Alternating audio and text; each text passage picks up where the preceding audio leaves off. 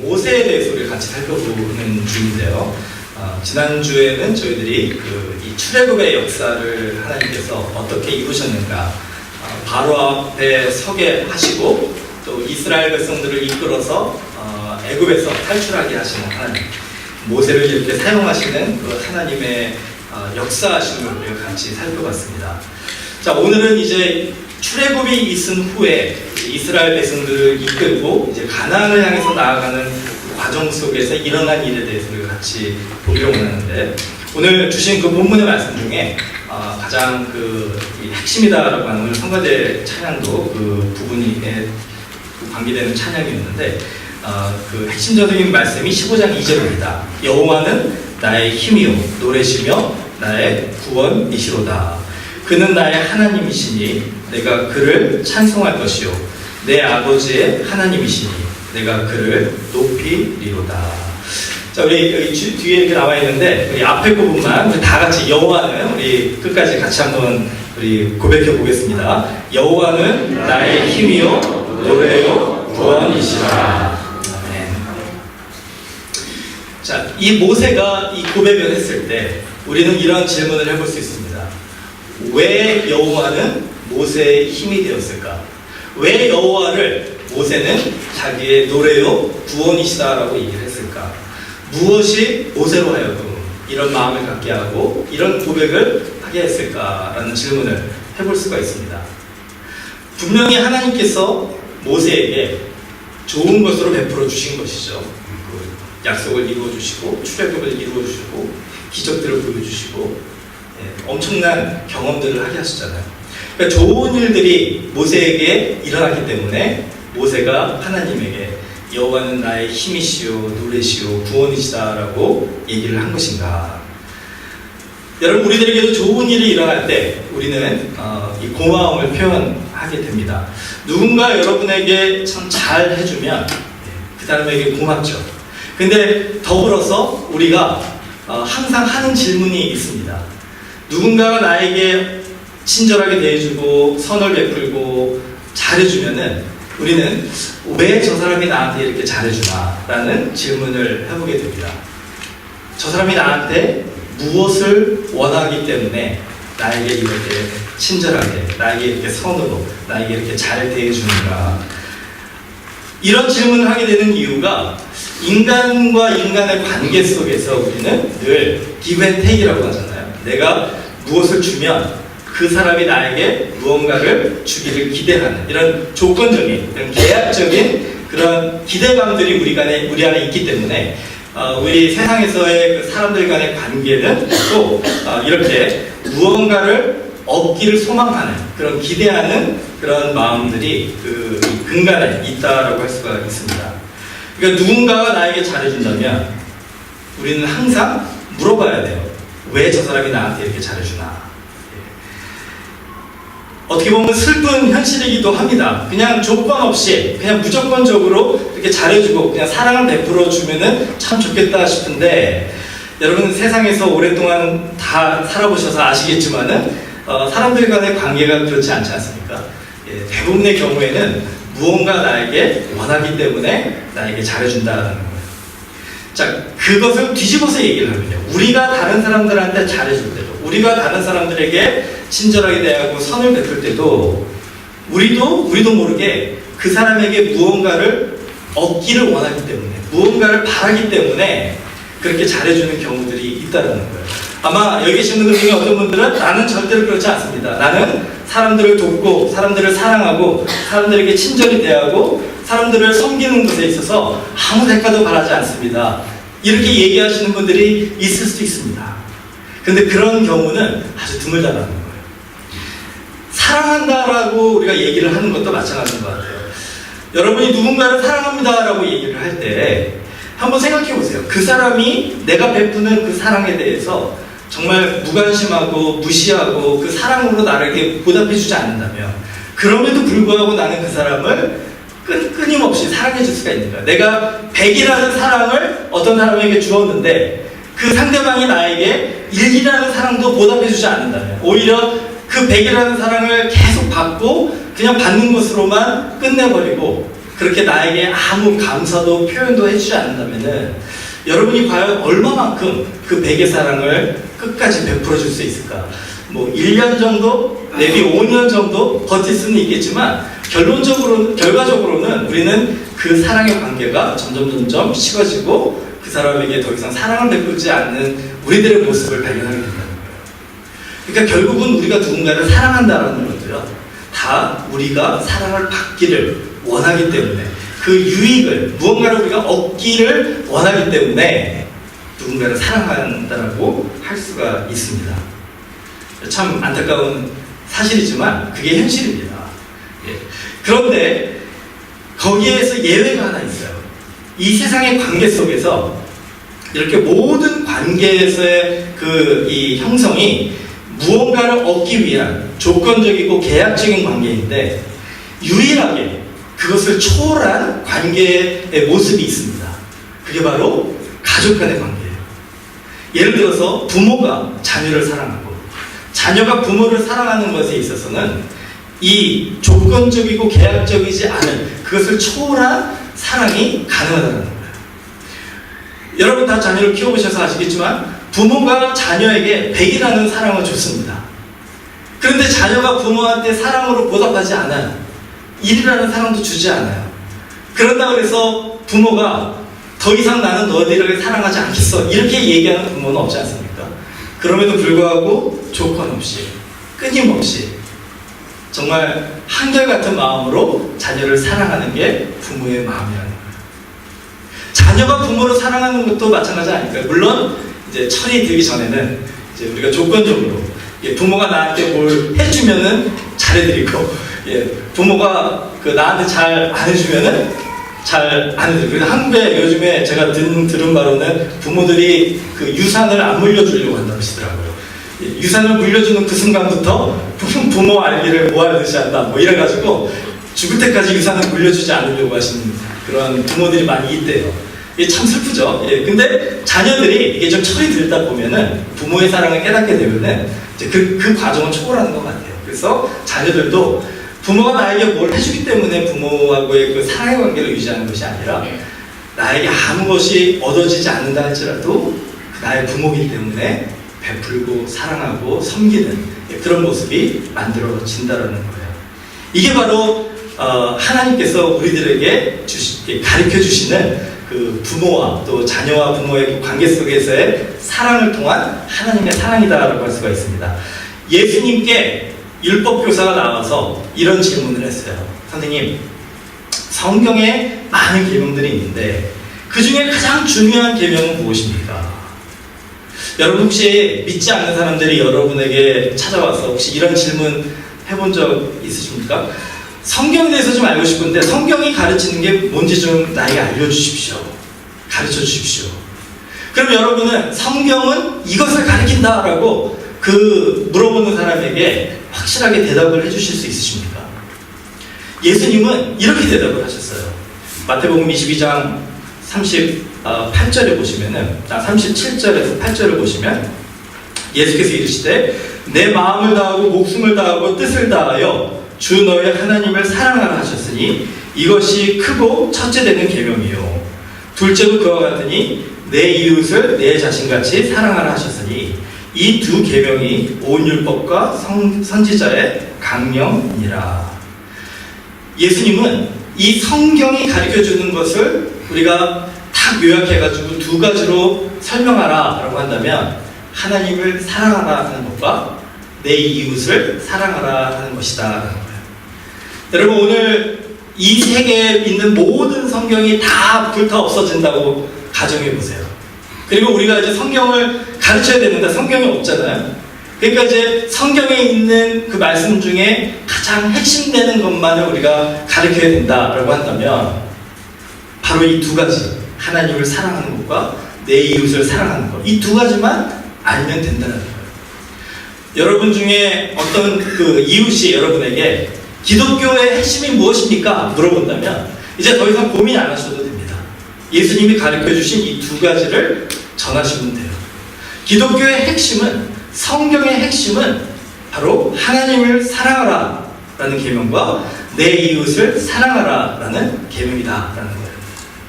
이제는 뭐 고민 안 하시겠죠? 누가 여러분에게 물어보시면 이 두 가지를 대답하시면 돼요. 나머지는 다 주석입니다. The rest of the Bible is a commentary. 뭐 이런 그 얘기도 있잖아요. 나머지는 이 두 가지를 어떻게 우리가 실천할 수 있는가를 설명해 주는 것이다라고 생각하시면 돼요. 자, 저를 따라주세요. 하나님을 사랑합시다. 내 이웃을 사랑합시다.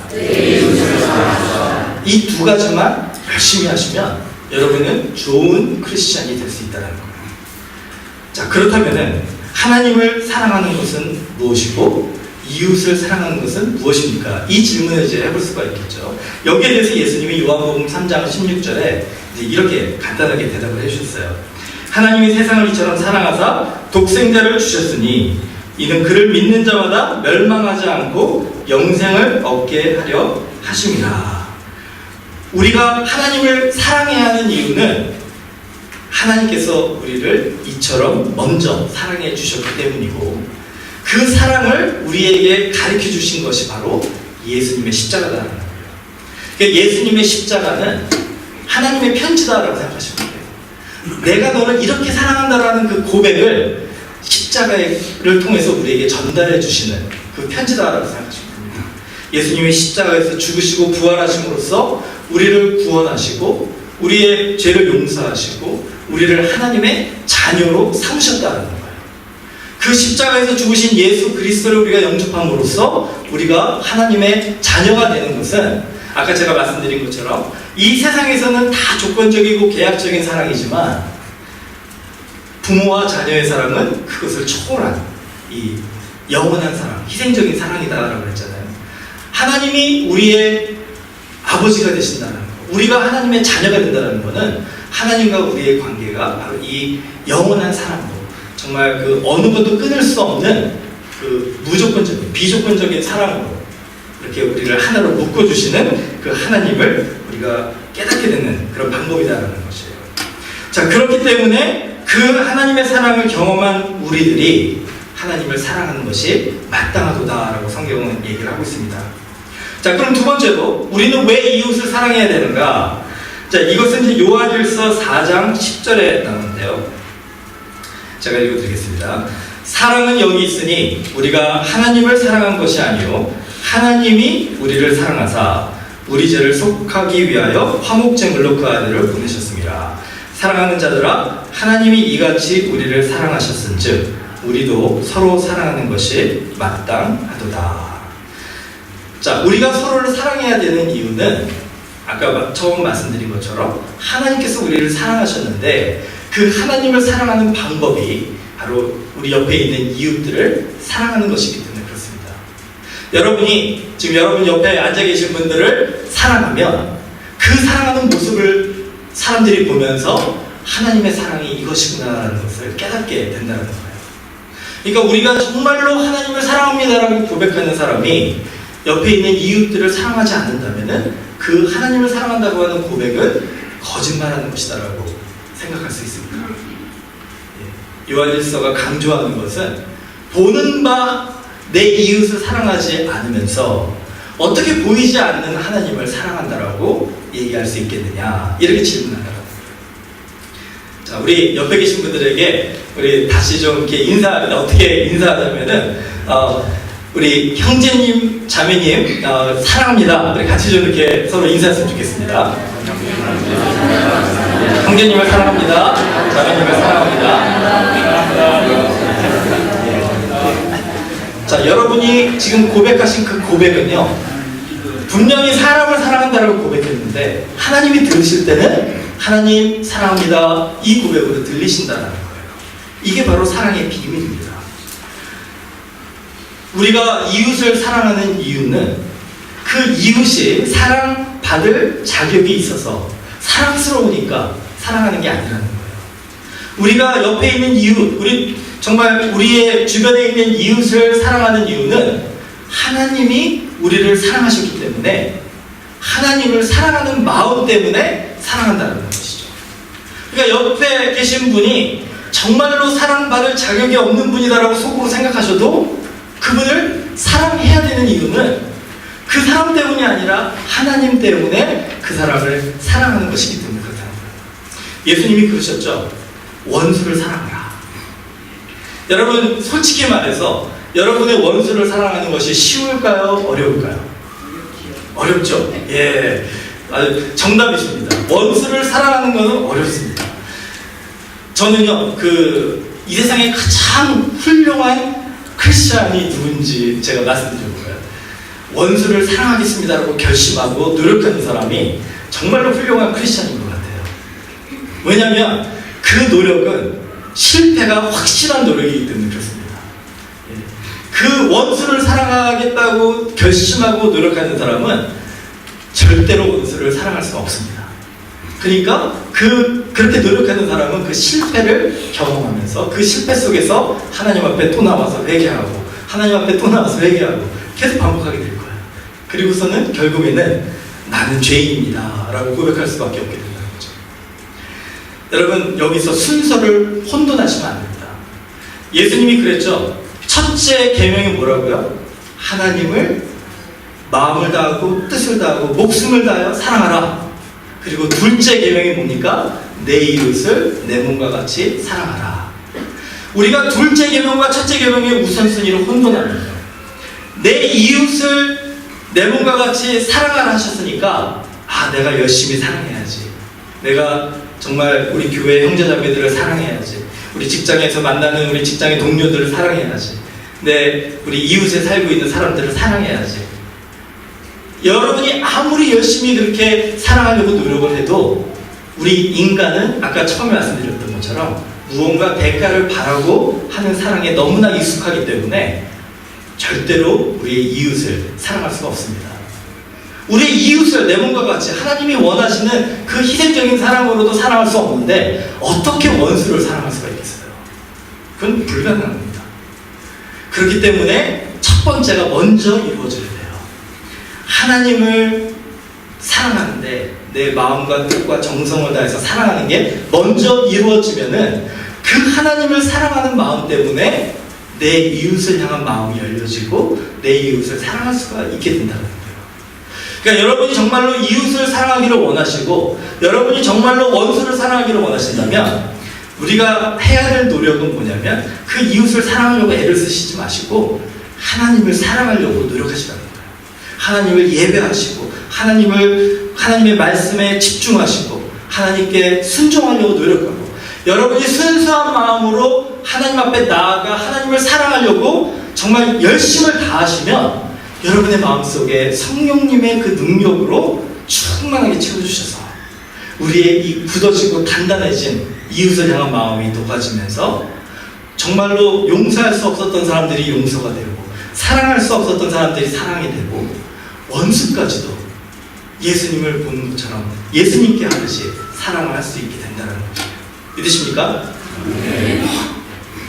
자, 이걸 하기 위해서 우리가 노력할 때 우리는 어떤 고백을 할 수 있게 되냐면 모세가 한 고백을 하게 된다는 것입니다. 모세가 이렇게 얘기했어요. 여호와는 나의 힘이요 노래시요 구원이시라. 저는 모세가 하나님께서 모세로 하여금 놀라운 10가지 재앙을 내리게 하셔서 하나님께서 모세로 하여금 이스라엘을 이끄는 지도자가 되게 하셔서 하나님이 모세로 하여금 그 홍해가 갈라지고 홍해를 건너게 하셔서 이런 고백을 했다라고 생각하지 않습니다. 모세가 이런 고백을 한 이유는 그가 떨기나무 가운데 만난 하나님, 그때는 잘 몰랐는데 그 하나님의 말씀에 순종하며 한 걸음 한 걸음 동행하면서 살다 보니까 그 하나님의 인자하심과 그 하나님의 신실하심과 그 하나님의 사랑하심과 그 하나님의 전능하심을 경험하게 되면서 그 하나님을 사랑하게 된 거예요. 그 하나님을 정말 구주로, 그 하나님을 자기의 삶의 주인으로 모시게 된 겁니다. 그 하나님을 경험하면 할수록 그 하나님께 감사할 제목들이 늘어나고 그러면서 하나님을 의지하게 되고 하나님은 나의 힘이요 노래요 구원이시다라는 그런 고백을 하게 된 것입니다. 이런 고백이 모세에게는 있었는데 이스라엘 백성에게는 없었어요. 여러분, 모세도 이스라엘 백성도 똑같은 경험을 했다는 사실을 기억해야 됩니다. 모세가 바로 앞에서 선포한 10가지 재앙을 모세도 경험했고 이스라엘 백성들도 똑같이 경험했습니다. 모세가 경험한 그 출애굽에 그 바로의 마음이 돌아서서 이제 가서 너희들이 원하는 하나님에게 예배를 드리고 나도 축복해달라고 얘기했던 그 바로의 고백을 모세도 들었고 이스라엘 백성들도 똑같이 들었습니다. 홍해가 갈라지고 그 홍해를 건너가는 기적을 모세도 경험했고 이스라엘 백성들도 똑같이 경험했습니다. 자, 그러면 모세가 고백했던 여호와는 나의 힘이요 노래요 나의 구원이시라는 고백을 이스라엘 백성들도 똑같이 고백하는 게 맞는 얘기겠죠. 그런데 이런 똑같은 살아계신 하나님을 경험했음에도 불구하고 이스라엘 백성들은 14장 10절에 뭐라고 얘기합니까? 그들은 하나님 앞에 불평하고 하나님을 원망합니다. 모세에게 이르되 애굽에 매장지가 없어서 당신이 우리를 이끌어내어 이 광야에서 죽게 하느냐? 어찌하여 당신이 우리를 애굽에서 이끌어내어 우리에게 이같이 하느냐? 우리가 애굽에서 당신에게 이른 말이 이것이 아니냐? 이르기를 우리를 내버려 두라. 우리가 애굽 사람을 섬길 것이라 하지 아니하더냐?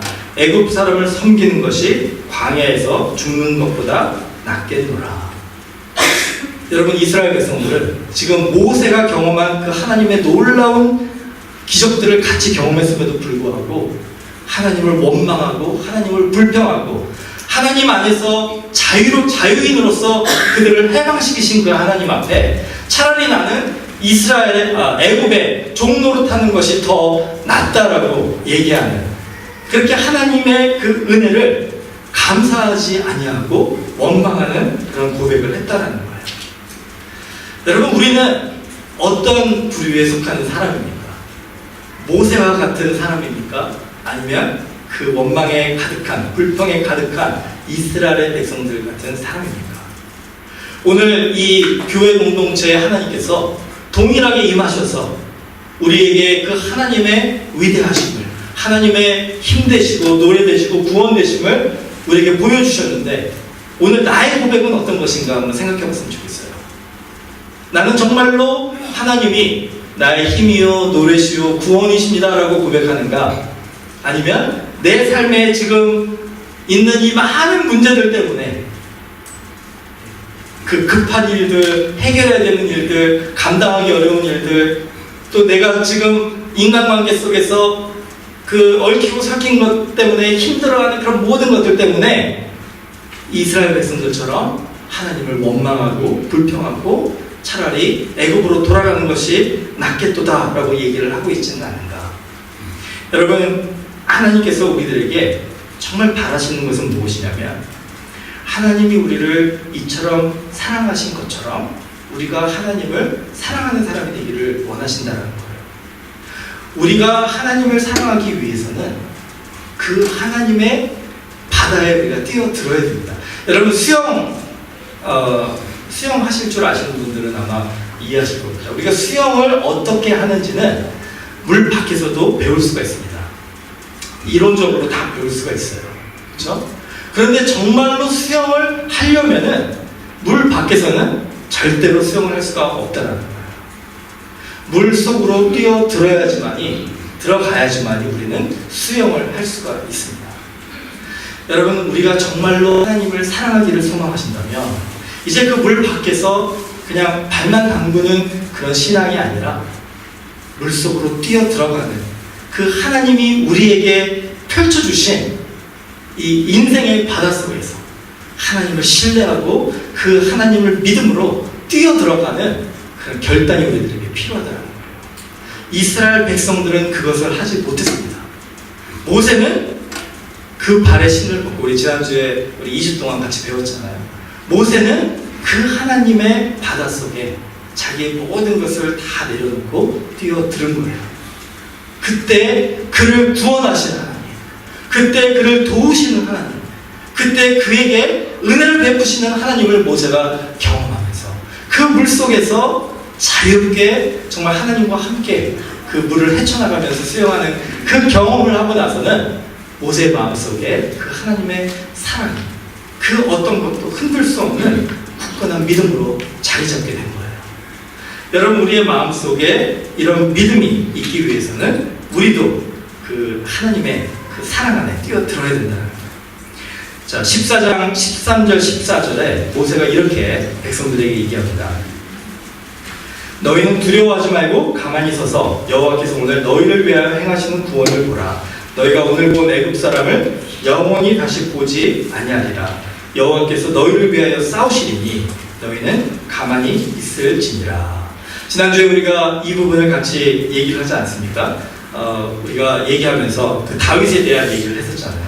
다윗이 그 골리앗 앞에 서가지고 뭐라고 얘기합니까? 너는 칼과 창을 가지고 나왔지만 나는 만군의 여호와 하나님의 이름을 가지고 나온다.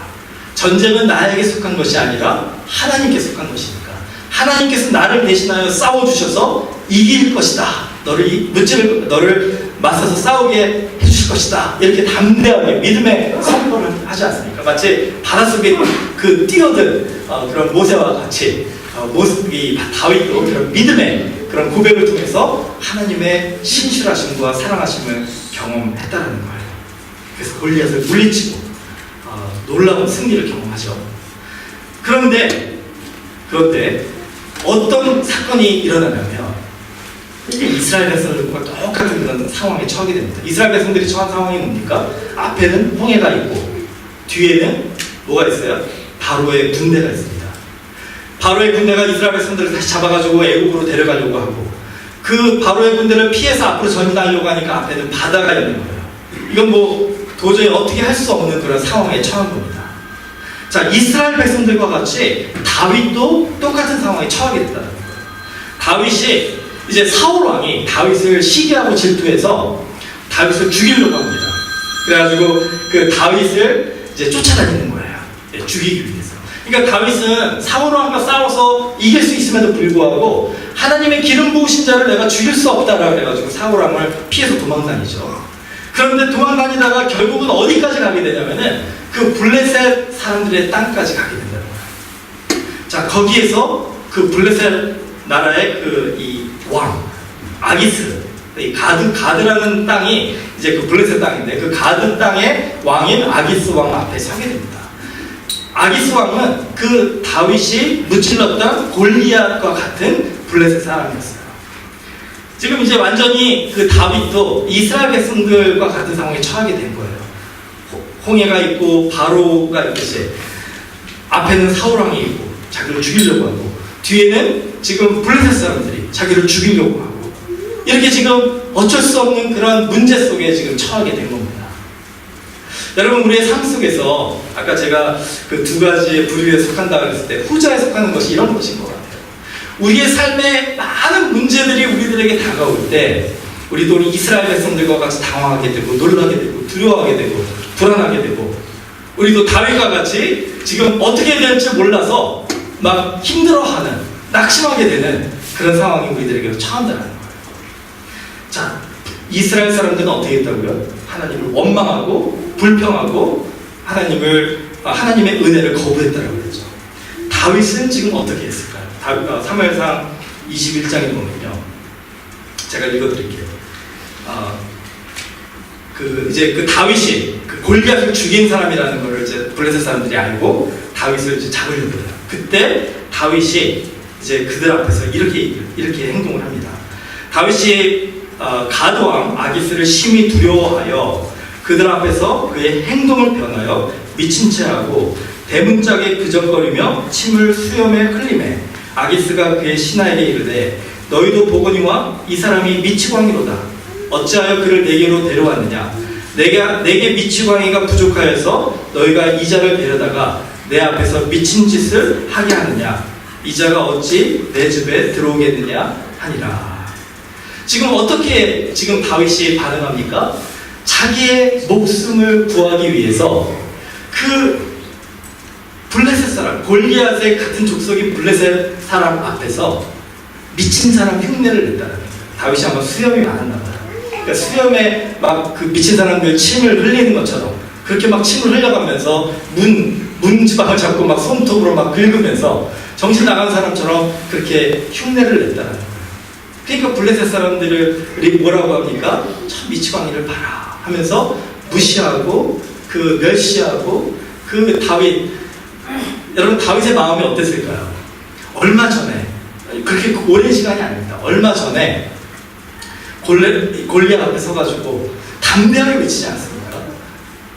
전쟁은 하나님께 속한 것이니 이렇게 고백하면서 자기의 능력이 아닌 하나님의 능력으로 골리앗과 블레셋을 이긴 그 담대한 그 다윗의, 용맹한 다윗의 그 믿음을 가진 다윗이 지금 자기의 목숨을 구하기 위해 정말 미친 사람처럼 흉내내면서 가까스로 그 목숨을 유지하는, 여러분 그 자리에 나와서 다윗이 어떤 마음으로 그 나왔을까를 상상해 봅니다. 정말 자기 자신에 실망하고 내가 꼭 이렇게 살아야 되나 라는 정말 철저하게 무너져버린 그런 자존감, 하나님 앞에 죄스럽고 하나님의 그 놀라우신 능력을 못 입은 자로서, 그 기름 부음 받은 왕으로서 이렇게 행동했다는 것이 너무나도 부끄러운 그런 다윗의 모습을 우리가 상상해 볼 수가 있습니다.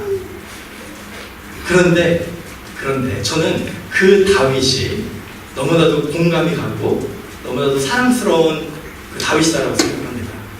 왜냐하면 다윗은 그렇게 낙심되고 좌절되고 그 삶의 큰 문제 앞에서 무너진 그 속에서 하나님을 원망하지 않고 하나님을 배반하지 않고 하나님 앞에 나아가 기도했다는 거예요.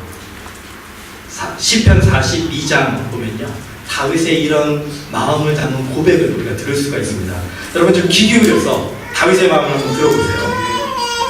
사람들이 종일 내게 하는 말이 내 하나님이 어디 있느뇨 하오니 내 눈물이 주야로 내 음식이 되어도다.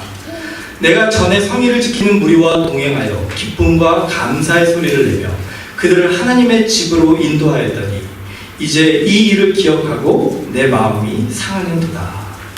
내 영혼아, 내가 어찌하여 낙심하며 어찌하여 내 속에서 불안해하는가? 너는 하나님께 소망을 두라. 그가 나타나 도우심으로 말미암아 내가 여전히 찬송하리로다. 블레셋 사람들에게 멸시당하고 쫓겨나서 그 힘없이 그 성 밖을 나오면서 아마 바울은 이런 고백을 했을 겁니다.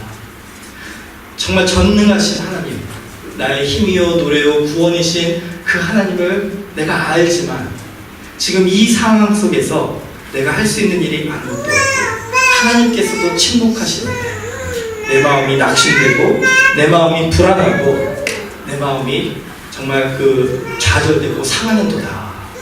그러나 내 영혼아, 내가 어찌하여 낙심하며 어찌하여 불안해하는가? 너는 하나님께 소망을 두라. 저를 좀 따라해 주시기 바랍니다. 내 영혼아, 내가 어찌하여 낙심하냐? 너는 하나님께 소망을 두라. 여러분, 우리의 문제 앞에서 우리가 이런 고백을 할 수 있어야 돼요. 왜 우리는 하나님께 소망을 둡니까? 우리 하나님은 그 문제보다도 크신 하나님이시기 때문에 그렇답니다. 모세가 왜 여호와는 나의 하나님이요 나의 노래시요 나의 구원이시라고 얘기했습니까? 모세는 그가 만나고 그가 경험하고 그가 그를 인도하시고 사랑하시는 그 하나님이 그의 앞에 있는 홍해 바다보다도 크신 하나님이고 그의 뒤에 있는 바로의 군대보다도 크신 하나님을 알았기 때문에, 믿었기 때문에 여호와는 나의 힘이요라고 고백했다는 거예요. 다윗이 이 상황 속에서 어찌하여 너는 하나님께 소망을 두라고 얘기할 수 있겠습니까?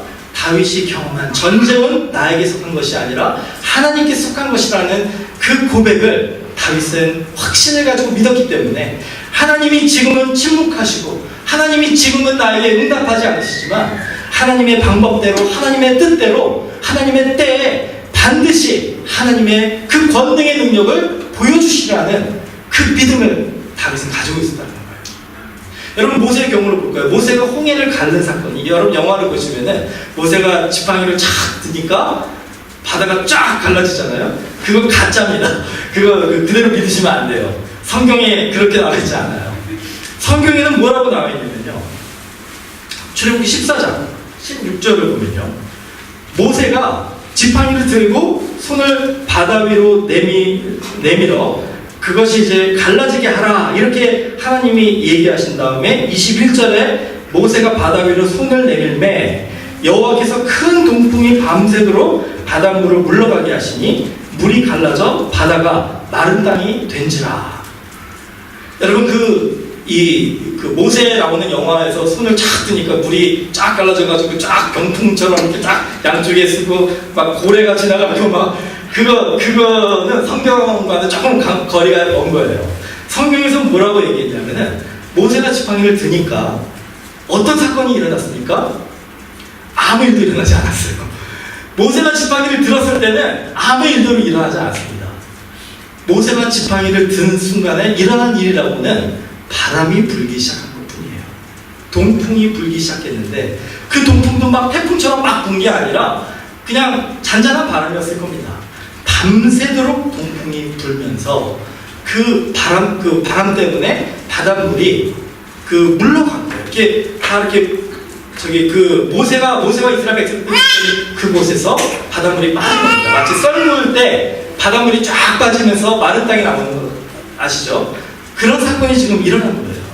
그러니까 우리가 한국의 서해 바다에 썰물이 쫙 나갈 때 그 묻이 보이는 것처럼 마른 땅이 보이는 것처럼 지금 출애굽에서 홍해가 갈라지는 사건도 그렇게 됐다는 거예요.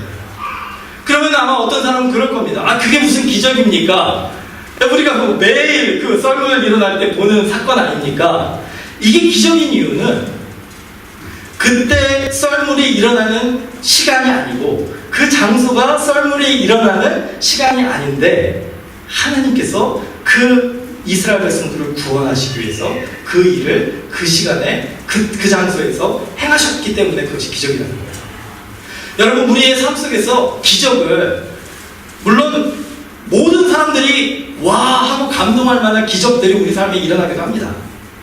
그런데 대부분 하나님이 우리에게 보여주시는 기적은 바로 이런 기적이에요. 그냥 사람들이 볼 때는 우연일 수도 있고 사람들이 볼 때는 평범하게 보이는데 그 일이 일어나지 않아야 되는 그 일이 그 시간에 그 장소에 그 때에 그 방법으로 우리 가운데 하나님이 행하셨기 때문에 이것을 우리는 하나님의 놀라운 기적으로 고백한다는 거예요. 여러분 오늘 여러분의 삶 속에 하나님은 지금 어떤 기적을 베풀어주고 계십니까? 여러분의 삶 속에 지금 동풍이 막 불어서 물이 지금 다 물러가고 있을지도 몰라요. 그 마른 땅이 일어나서 이제 여러분이 걸어가시기만 하면 되는 상황이 됐을 수도 있습니다. 아니면 지금 여러분은 기다리셔야 되는 때가 일 수도 있어요. 다윗과 같이.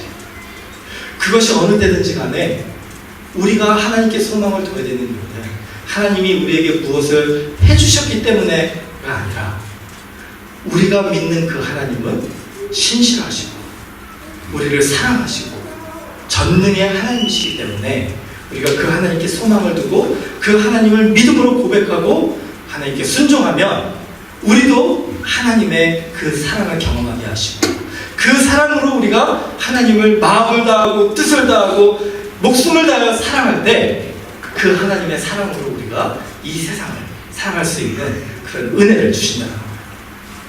여러분 모세가 고백한 여호와는 나의 힘이요 노래요 구원이시다. 이 고백이 이 하나님의 사랑 때문에 우리에게 넘쳐나는 한 주가 되기를 주님의 이름으로 축원합니다.